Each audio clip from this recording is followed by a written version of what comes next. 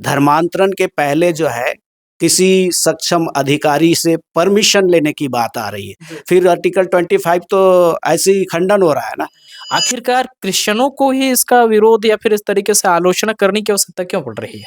एक तरह से जो है ये कानून किसी एक कौम को धमकाने के लिए या डराने के लिए है। उसको लगता है कि यार ये समाज तो, ये व्यक्ति तो, ये कौम तो मेरे लिए बहुत अच्छा है, जो मुझे अपना स्टेटस देता है, अपना बराबरी देता है।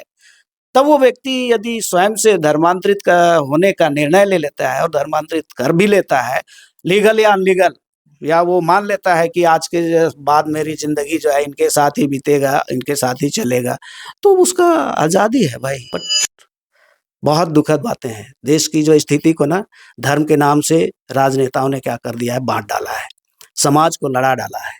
जीव हमारी जाति है, मानव धर्म हमारा, हिंदू मुस्लिम सिख ईसाई धर्म नहीं कोई न्यारा। और उस बुक के अंदर मैंने गया तो सभी धर्मों के उन समानताओं का उल्लेख था। दर्शकों नमस्कार, मैं सुरेंद्र चौहान और आप देख रहे हैं संघर्ष जसपुर। अभी जो धर्मांतरण विधेयक कानून छत्तीसगढ़ में पारित हुआ है, उसके बाद से खलबली मच चुकी है पूरे प्रदेश भर में और पूरे देश में इसकी चर्चा हो रही है। कई लोग इसकी आलोचना कर रहे हैं और कई लोग इसके समर्थन में हैं। इसी को देखते हुए आज हम क्रिश्चियन फोरम के जिला अध्यक्ष और एआरआईडी के भी जिला अध्यक्ष जो पास्टर सुधीर तिर्की जो है उनके साथ उनके पास आए हुए हैं और इस विषय पे बात करेंगे। आखिर ये जो नया धर्मांतरण विधेयक कानून जो है कितना प्रभावशाली है, या आखिरकार ये हमारे लिए क्या जो दिया हुआ है संविधान का मौलिक अधिकार आर्टिकल 25 उसको प्रभावित करता है। किस दृष्टिकोण से देखते हैं पास्टर सुधीर तिर्की जी, इस विषय पे बात करते हैं। आपका सबसे पहले हमारे चैनल में स्वागत है पास्टर जी। आपको मैं धन्यवाद देना चाहूँगा संघर्ष जसपुर के चैनल को मेरे यहाँ तक आने के लिए और हमारी बात को समाज तक ले जाने के लिए धन्यवाद देना चाहूँगा। जैसे धर्मांतरण कानून पारित हुई है उसके बाद से चर्चा के विषय में बने हुए हैं अधिकतर जो क्रिश्चियन, क्योंकि धर्मांतरण का आरोप उनके ऊपर ज्यादातर लगते रहता है। चाहे बस्तर से लेकर के सरगुजा तक की हम अगर बात देखें तो उनके ऊपर धर्मांतरण की लगातार आरोपें लगी हुई है, चाहे जमीनी लेवल पे वो हो चाहे ना हो, लेकिन आरोपें जरूर लगी हुई है। और अभी जिस तरीके से धर्मांतरण विधेयक कानून जो पारित किया गया है उसका पूरा टारगेट जो है क्रिश्चियन लोगों को ही एक तरीके से देखा जा रहा है। इस पर आप अपना क्या विचार रखते हैं? ऐसा मैं भी महसूस कर रहा हूँ कि ये कानून जो है एक्चुअल में क्रिश्चियनों के ऊपर में ही टारगेट करके शायद लाया गया होगा। बाकी कानून तो जो आया है वो सबके लिए है, क्योंकि धर्मांतरण जो है केवल एक धर्म के लिए लागू होगा ऐसा नहीं है। धर्मांतरण कानून आया है तो सभी धर्मों के लिए आया है। और जैसे अभी आपने कहा कि आर्टिकल 25 को कितना प्रभावित करेगा, तो ये कानून जो लाया जा रहा है और इस कानून का जो हवा उड़ाया जा रहा है, इससे साफ-साफ ये साबित होता है कि ये जो है आर्टिकल 25 को क्या कर रहा है, प्रभावित कर रहा है। जैसे कि धर्मांतरण के पहले जो है किसी सक्षम अधिकारी से परमिशन लेने की बात आ रही है। फिर आर्टिकल 25 तो ऐसे ही खंडन हो रहा है ना, क्योंकि धर्मांतरण क्या है, किसी व्यक्ति का जो स्वतंत्र इच्छा से ही होता है, वो दबाव से होता ही नहीं है। यदि मैं धर्मांतरण को यदि बोलूँगा आत्मिक दृष्टि से, आत्मीयता नज़र से, तो ये आत्मा की एक भूख है, आत्मा की एक प्यास है। तो व्यक्ति जो है उस पड़ाव पे जाके टिकता है जहाँ पे उसको तृप्ति मिल जाती है या संतुष्टि मिल जाती है। अब यदि क्रिश्चियन को ही टारगेट किया जा रहा है तो शायद देखने में लोगों को ऐसा लग रहा होगा कि बहुसंख्यक लोग जो है क्रिश्चियन बन रहे हैं, ऐसा उनको लगता होगा, ऐसा उनके नज़र में दिखाई दे रहा होगा। और यदि ऐसा हो रहा है तो मेरा एक सवाल है सारे समाज से और सारे बुद्धिजीवी लोगों से, आखिर लोगों को जो है बाइबिल पढ़ने से, आखिर लोगों को प्रार्थना करने से कौन-सी ऐसी चीज़ मिल जाती है जो धर्मांतरित हो जाते हैं? तो इससे तो मेरे को ऐसा लगता है कि वाक़ई में बाइबिल में जो है कोई ऐसा उसके वचन में या उसकी शिक्षा में कोई तो ऐसा सामर्थ होगा जिससे लोग जो है प्रभावित हो जाते हैं। बाकी तो हर कोई अपने धर्मों का प्रचार कर रहा है, अपने धर्मों के बारे में चर्चा कर रहा है, ज़ोर-शोर से कर रहा है, रोड में उतर के कर रहा है। लेकिन क्रिश्चियन कभी भी रोड में उतर कर के ऐसा कुछ करते नहीं हैं। वैसे उनके मास प्रोग्राम भी जो है होता है तो बहुत सीमित होता है, ऐसा बढ़-चढ़ के होता भी नहीं है। फिर भी लोगों के नज़रिया ऐसा हो रहा है कि लोग जो है धर्मांतरित हो रहे हैं और एक विशेष धर्म की ओर जा रहे हैं। तो मैं ये कहना चाहूँगा कि उस धर्म में कोई ख़ास तो है। इस नहीं, ठीक है, आप जो कह रहे हैं, क्योंकि हर किसी का अपना एक विचार होता है, अपने धर्म के प्रति उनकी आस्था होती है। और इसी बात को अगर हम देखें तो जो आर्टिकल 25 है, धार्मिक स्वतंत्रता देता है। लेकिन अभी जो नया विधेयक पास हुआ है, उसमें बोला गया है कि डिजिटल माध्यम से, भौतिक डिजिटल माध्यम से उसका महिमा मंडल करना, इस तरीके से चीज़ें भी एक तरीके से विधेयक के अकॉर्डिंग गलत माना जा रहा है। और ये भी धर्मांतरण के ओर बढ़ने की श्रेणी में इसको भी देखा जा रहा है। देखिए, डिजिटल माध्यम से हर धर्म के लोग जो है, आज से शायद मैं बुद्धि थोड़ा ही सँभाला था, तब से डिजिटल माध्यम से जो है, एक विशेष धर्म का मैं नाम लेना नहीं चाहूँगा, जिनमें टीवी चैनलों में बहुत सारे प्रोग्राम आते हैं, जिसमें जो है उन ईश्वरों का, देवताओं का महिमा मंडल होती है। क्या ऐसा करना संवैधानिक गलत है? तो सबसे पहले उन टीवी चैनलों को क्या करना चाहिए? बंद कर देना चाहिए। ऐसा है यदि महिमा मंडल डिजिटल माध्यम से हो और उससे धर्मांतरण होने का संभावना है, तो सबसे पहले जो है उन टीवी चैनलों को क्या करना चाहिए? बंद करना चाहिए। पास्टर जी, एक तरीके से हम अगर देखें तो छत्तीसगढ़ में अगर अभी जो धर्मांतरण विधेयक पारित हुआ है, उसके बाद से हम अगर देखें तो क्रिश्चियन फोरम पूरा तरीके से मैदान पे उतर चुका है और इसका आलोचना कर रहा है। वहीं अगर देखें तो अन्य जो धर्म के लोग हैं वो शांत नजर आ रहे हैं। आखिरकार क्रिश्चियनों को ही इसका विरोध या फिर इस तरीके से आलोचना करने की आवश्यकता क्यों पड़ रही है? क्योंकि देखिए क्रिश्चियन समाज जो है, ये एक बुद्धिजीवी समाज है और जागृत समाज है। यहाँ धर्मांतरण विधेयक जो कानून आया है, एक्चुअली केवल क्रिश्चियन के लिए नहीं है तो सभी के लिए। लेकिन बाकी लोग शांत होने का कारण क्या है? हो सकता है उनको शायद इससे उनके धर्म को परिवर्तन करने में या उनके समाज को रोकने में सशक्तता मिलेगी या जो भी उनकी सोच में है, इसलिए शायद वो सपोर्ट कर रहे होंगे। और यहाँ धर्म के मामले में यदि बोला जाए तो क्रिश्चियनों में क्या है, अलग-अलग अनेक कौम हैं, अनेक अलग-अलग पंथ को मानने वाले लोग हैं, बट विश्वास सबका जो है एक ईश्वर पे है, यीशु मसीह की आराधना करते हैं, यीशु मसीह पर विश्वास करते हैं। बट शायद उनको इतना मतलब ज्ञान नहीं होगा कि इस कानून के द्वारा जो है उनका सामाजिक एक्टिविटी पर या उनके विश्वास पर क्या फ़र्क पड़ेगा, इसलिए शायद वो लोग शांत भी होंगे। लेकिन क्रिश्चियन फोरम के जो है अध्यक्ष अरुण पन्नालाल, उनको पता है कि इस कानून का जो है दुरुपयोग कैसा किया जाएगा। यहाँ दुरुपयोग शब्द आ गया तो मैं भी कहना चाहूँगा कि ये जो कानून 58 साल बाद अब आया, 58 साल बाद आया, एक्चुअली 58 साल पहले से लागू था ये कानून। इसमें जो है कुछ थोड़ी-सी फेर-बदल करके जो है सज़ा और जुर्माना, ये सारे शब्दों का इस्तेमाल किया गया है और बढ़ा-चढ़ा करके बातें की गई है। तो एक तरह से जो है ये कानून किसी एक कौम को धमकाने के लिए या डराने के लिए है। बाकी धर्मांतरण विधेयक कानून, तो धर्मांतरण स्वतंत्रता विधेयक कानून, यदि धर्मांतरण स्वतंत्रता बोला जाता है, तो ये कानून तो धर्मांतरित करने के लिए स्वतंत्रता को ही लेकर के आ रही है। पहले भी था, अभी भी था, अभी भी है।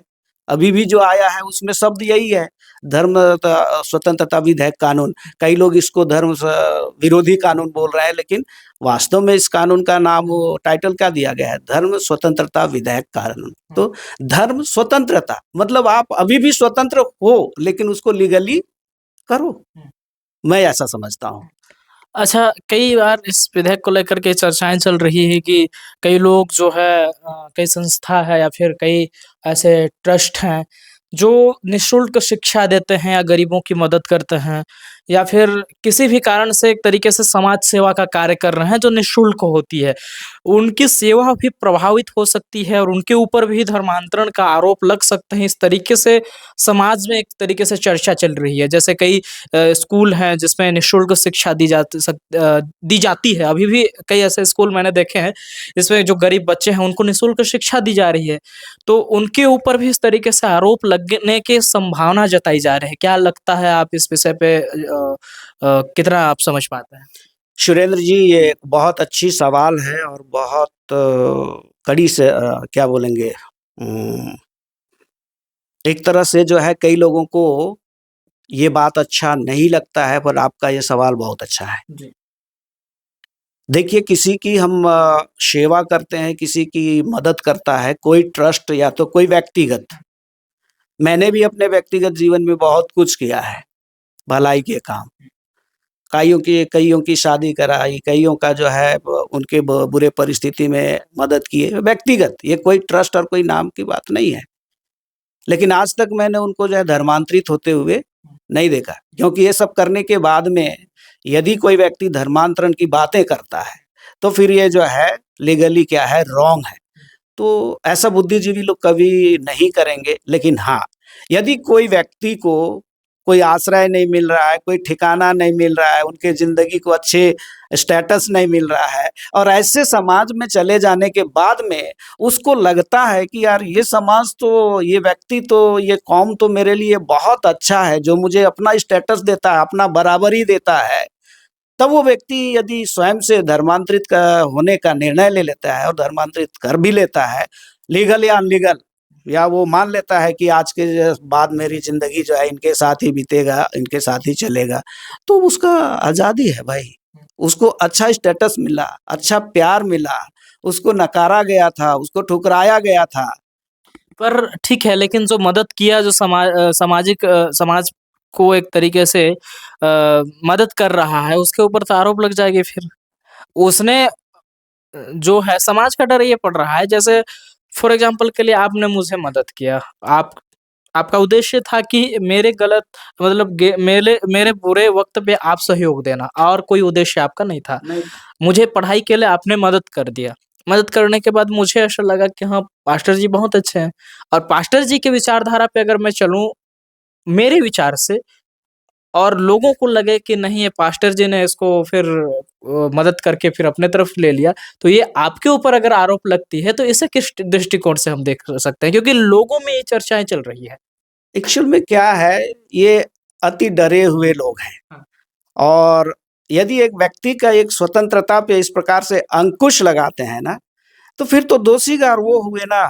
क्योंकि आर्टिकल 25 का खंडन कर रहे हैं, 13 का खंडन कर रहे हैं, तो गलत वो है ना।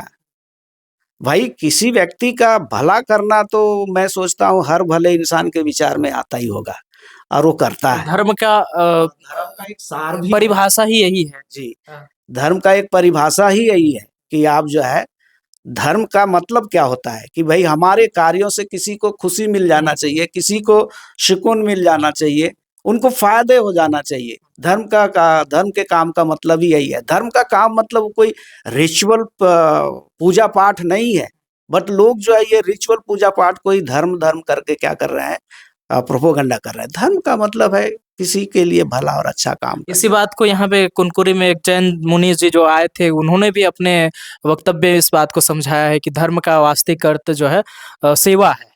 जी, मैं इस जैन मुनि जी का संदेश को बहुत अच्छा से सुना, पूरी संदेश को सुना। और एक्चुअल में मैं सभी धर्मों के जो है मुनियों का या सभी धर्मों के जो है अच्छे प्रवक्ता होते हैं, उनका मैं सुनता हूँ। और मेरी लाइब्रेरी अंदर में है, काफ़ी बड़ा, जिसमें जो है गीता भी है, जिसमें जो है कुरान भी है।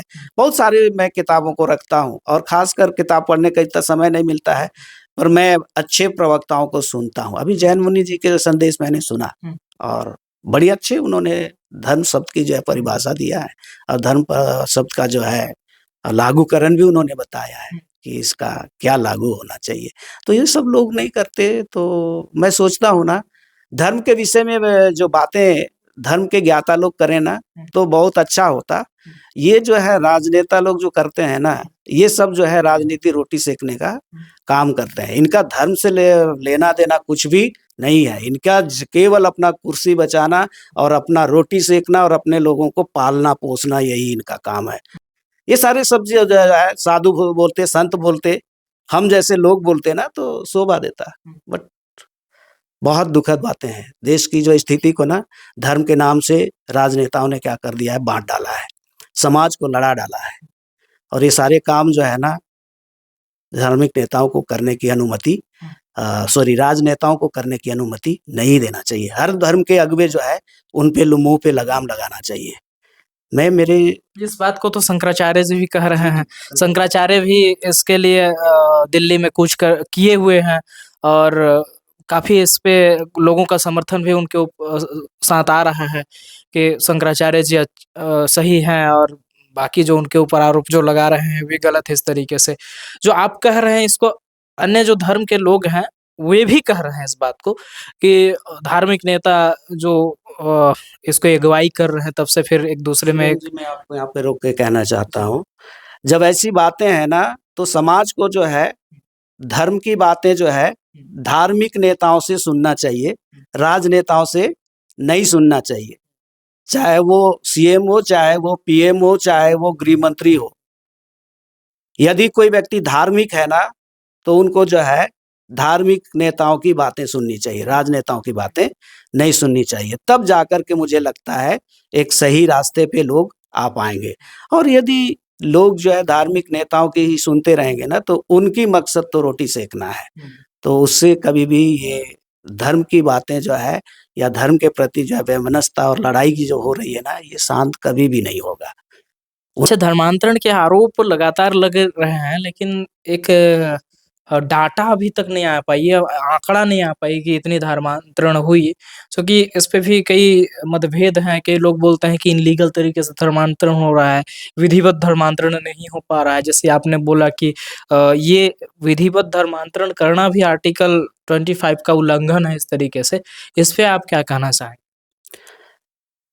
एक्चुअली देखिए हर स्टेट में जो है थोड़ी-थोड़ी अलग-अलग नियम है धर्मांतरण को लेकर के, पर आर्टिकल 25 जो है पूरे भारतवासी को, पूरे राष्ट्र को आज़ादी देता है कि वो जो है अपने स्वतंत्र इच्छा से जो है अपने धर्म को बदल सकता है या धर्म को अपना सकता है। अब ये धर्मांतरण की जो बात आती है सुरेंद्र भाई, तो उसमें एक बात मुझे याद आ गई कि एसटी जो है कभी हिंदू नहीं रहे हैं। वे लोग धर्म विहीन लोग थे और उनको एक धर्म मिल गया तो उन्होंने एक धर्म को स्वीकार किया है। उन लोगों ने धर्मांतरण नहीं किया है। वे धर्म स्वीकार किए हुए लोग। जी, धर्म स्वीकार किए हुए लोग, धर्मांतरित लोग नहीं है। सो उनका जो है घर वापसी की बात भी जो की जाती है, ये भी एक राजनीति है, क्योंकि आदिवासी जो है शुरू से ही किसी धर्म के नहीं थे, उनको एक अच्छा धर्म मिला, उस पे वो लोग स्वीकार किए हैं, कन्वर्ट नहीं हुए हैं। अब रहा धर्मांतरण रोकने के लिए जो है विधेयक लाया गया है, इस पर जो है सबसे पहले जो है विधेयक लाने से पहले ऐसा प्रूफ देना चाहिए कि छत्तीसगढ़ में या अन्य राज्यों में भी कितने संख्या में धर्मांतरित हुए हैं, उसका आंकड़ा पहले प्रस्तुत करना चाहिए। और मुझे अभी ऐसा न्यूज में जो दिखाई दे रहा है, हवा उड़ाया जा रहा है कि धर्मांतरण नए धर्मांतरण विधेयक जो है पास हो गया, बट मुझे अंदर से खबर मिल रहा है कि अभी वो पास नहीं हो रहा है, वो चर्चा पे है।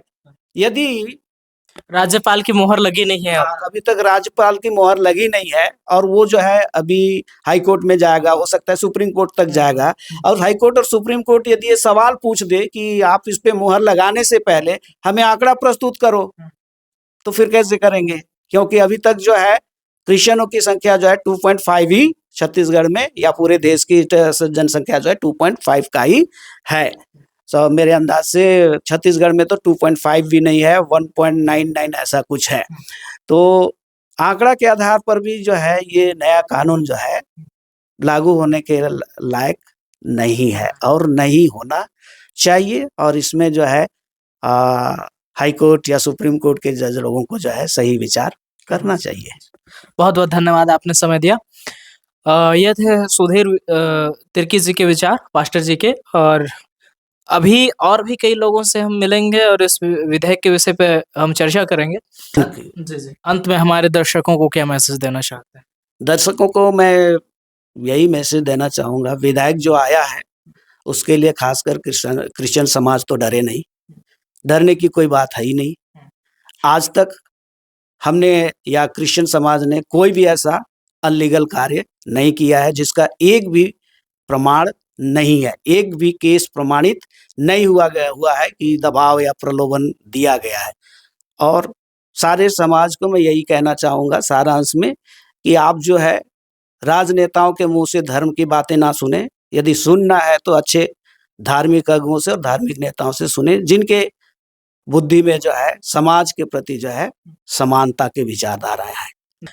जिस तरीके से धर्म के नाम पे एक दूसरे के धर्म को जो है अपने धर्म को श्रेष्ठ समझा जा रहा है, दूसरे धर्मों को नीचा समझा जा रहा है। एक तरीके से इस तरीके से माहौल बन गई है पूरे देश में। इसको अगर देखूँ तो मुझे एक बुक का याद आ रहा है जिसको मैं बहुत पहले ही पढ़ा था। बुक का नाम जीने की राह है, जिसकी स्लोगन था जीव हमारी जाति है मानव धर्म हमारा, हिंदू मुस्लिम सिख ईसाई धर्म नहीं कोई न्यारा। और उस बुक के अंदर मैंने गया तो सभी धर्मों के उन समानताओं का उल्लेख था, जिसे अगर मानव पढ़े अभी वर्तमान के, तो सभी को एक सीख मिलेगी कि हमको सभी धर्मों को लेकर के चलना है। कोई भी धर्म बड़ा या छोटा नहीं, सभी धर्म एक समान है और मानवता की सीख देता है। ये इस तरीके से अगर हर एक हमारे देश के लोग अगर सोचने को हों, तो ज़रूर आपसी भाईचारा बनी रहेगी, ऐसा मैं सोचता हूँ। संघर्ष जसपुर के माध्यम से और भी कवरेज आपको इस तरीके से मिलते रहेगी। बने रहिए। धन्यवाद।